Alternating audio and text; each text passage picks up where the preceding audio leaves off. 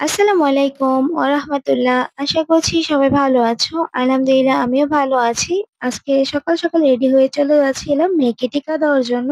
এখানে সবাই রেডি হয়ে নিচে এসে দাঁড়িয়েছিলাম রিক্সার জন্য। সবাই বলতে আমরা পরিবারে যে ৪ জন আছি সবাই আজকে যাচ্ছি। ছেলেকে চেয়েছিলাম রেখে যেতে কিন্তু সে যাবেই। এইদিকে আমার মেয়ের সকাল থেকে মুড অফ কেন জানি না। আজকে সকালবেলা ঘুম থেকে উঠার পর সে এরকম মুখ গোমড়া করে আছে। মুখ গোমড়া করে রেখে লাভ নেই। টিকা তো দিতেই হবে। আর টিকার কেন্দ্র হচ্ছে আমার ছোট বোনের স্কুলে। এটা হচ্ছে কান্দাপাড়া হাই স্কুল। আর এইদিকে টিকা কেন্দ্রে গিয়ে দেখি আজকে প্রচুর পরিমাণে ভিড়। ভিড় তো থাকবেই। সবাই বাচ্চাদের নিয়ে এসেছে টিকা দেওয়ার জন্য। কিন্তু আমি যেটা করেছি, আমি বাবুকে নিয়ে লাইনে না দাঁড়িয়ে আপনাদের ভাইয়াকে দাঁড় করিয়ে দিয়েছিলাম। আর আমি দেখেছি যে ছেলে মানুষ লাইনে গিয়ে দাঁড়ালে একটু তাড়াতাড়ি টিকাটা দিয়ে দেয়। আজকে আমার মেয়েকে পায়ে একটা টিকা দেওয়া হয়েছে। টিকা দিয়ে বাসায় এসে দেখি আম্মু এদিকে দুপুরে রান্নার আয়োজন শুরু করে দিয়েছিল। আজকে দুপুরে আম্মু লাল লাল করে চাপা শুটকি ভর্তা বানাবে আর এদিক দিয়ে জলপাই দিয়ে ডাল রান্না করছিল, যেটা এবারে সিজনে প্রথমবার। সিজনাল আমাদের দেশে যেই টক ফল সবজিগুলো হয়, এই যেমন ধরুন টমেটো, জলপাই, চালতা এগুলো দিয়ে ডাল রান্না করে খেতে কিন্তু ভালোই লাগে, তাই না?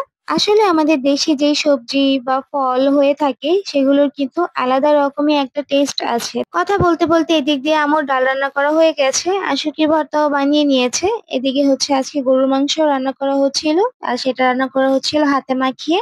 আপনারা কিভাবে গরুর মাংস রান্না করেন? হাতে মাখিয়ে নাকি কষিয়ে? কমেন্ট করে জানিয়ে যাবেন। আমাদের বাসায় সবসময় হাতে মাখিয়ে গরুর মাংস রান্না করা হয়। এদিকে আম্মু গরুর মাংস বসানোর সময় তেজপাতা দিতে ভুলে গিয়েছিল, তাই এখানে কয়েকটা তেজপাতাও দিয়ে দিল। আমাদের বাসায় সবসময় যেকোনো মাংস রান্না করলে আলু দেওয়া হয়, যেহেতু আমাদের বাসায় ৩ জন আলুখোর আছে। শিহানের বাবা, আমার ছোট বোন এই ৩ জনই আলু ভীষণ রকমের পছন্দ করে। তাদের জন্য যেকোনো তরকারিতে আলু দিতেই হয়। কিন্তু আমার আর আমার আম্মুর আলু একদমই পছন্দ না। আমাদের বিভিন্ন রকমের সবজি পছন্দ। সবজি দিয়ে তরকারি রান্না করে খেতে আমার বেশি ভালো লাগে। এরপর বিকেলবেলা আপনাদের ভাইয়া একটু বাইরে গিয়েছিল। আসার সময় এই চিতই পিঠাগুলো নিয়ে এসেছে। লাল, লাল শুটকি ভর্তা দিয়ে চিতই পিঠা খেতে ভালোই লাগছিল। রাতে আবার আমি একটা কেক বানিয়েছিলাম, স্পঞ্জ কেক। দেখে বুঝতে পারছেন কতটা পারফেক্ট হয়েছে। এখন আপনাদের সামনে টেস্ট করি। দেখুন এখানে কাঠিটা একদম ক্লিন এসেছে। তার মানে ভেতরটা প্রপার কুক হয়ে গেছে। এর আগেও আমি ২-১ বার কেক বানিয়েছিলাম কিন্তু এমনভাবে বানানো হয়নি। আজকে কেকটা একদম পারফেক্ট হয়েছিল। আর এদিকে আজকে কেক বানাতে দেখে আমার ছেলে মনে করেছে আজকে তার জন্মদিন। সে আমার সাথে কেক কাটতে চলে এসেছে।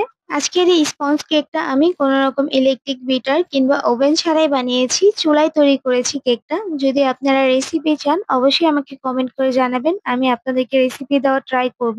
এই দিক দিয়ে দেখুন কেক কাটা না হতেই আমার ছেলে কেক নিয়ে টানাটানি শুরু করে দিয়েছে। কিন্তু কেকটা প্রচুর পরিমাণে গরম ছিল। তাই আমি তার হাতে দিচ্ছিলাম না। আর আজকে কেকটা খেতে অনেক মজা হয়েছিল।